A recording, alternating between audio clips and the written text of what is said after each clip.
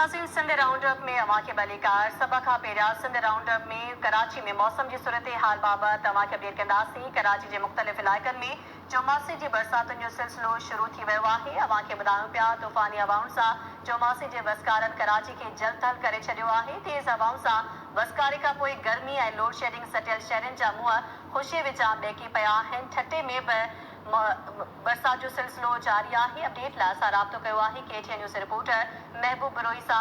जी महबूब, छा अपडेट्स आहिनि?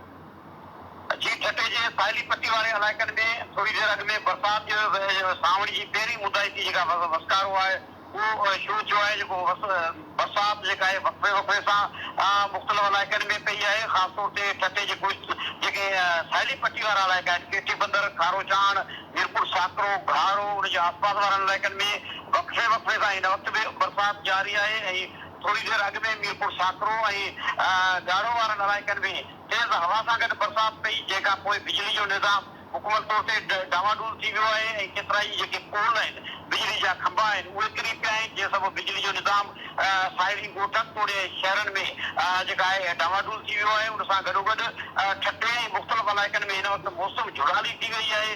मौसमियात खाते मुताबिक़ अॼु राति खां वधीक जेको आहे तेज़ बरसातनि जो इम्कान आहे, पर हिन वक़्तु ताईं ठटे ऐं कोस्तानी इलाइक़नि में त बरसात अञा शुरू न थी आहे। पर जेके ठटे जी साहिली पट्टी वारा इलाइक़ा आहिनि उन्हनि में अॼु मंझंदि खां पोइ बरसात वक़्फ़े वक़्फ़े सां जारी आहे, जंहिं सबबु मौसम जेका आहे ख़ुशगवार थी वई आहे ऐं गर्मी जो ज़ोर टुटी पियो आहे। मुख़्तलिफ़ इलाइक़नि में जेके ज़ोरदार पर जेके हवाउनि सां गॾु बरसात सबबु मुख़्तलिफ़ जेके साहिली पट्टी वारा इलाइक़ा आहिनि उन्हनि में बिजली ग़ाइब थी वई आहे।